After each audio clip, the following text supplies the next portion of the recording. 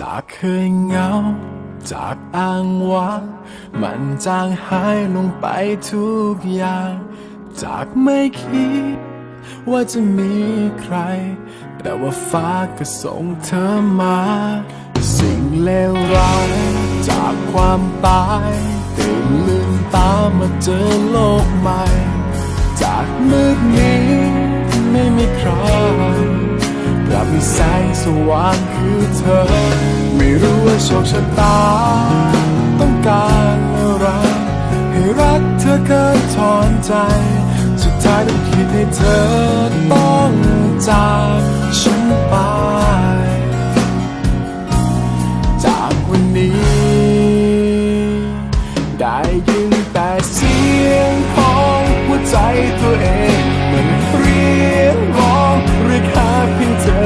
จากนี้แต่นานแค่ไหนไม่มีใครแทนที่เธอได้ยินเสียงของหัวใจตัวเองมันร้องว่าเธอคือลมหายใจไม่เคยจะลืมภาพเธอไม่คิดจะเปลี่ยนให้ใครจากวันนี้เธอคือชีวิตคือลมหายใจเป็นเส้นเลือดใหญ่อยู่ในตัวฉันไม่มีวันจะแยกจากกันไม่มีทางอยากให้เธอรู้ให้เธอได้ฟัง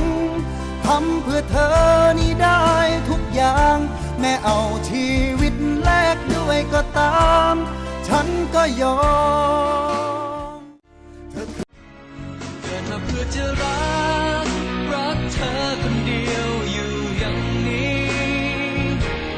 ปล่อยมันไม่มีหนทางใดๆก็ไม่เคย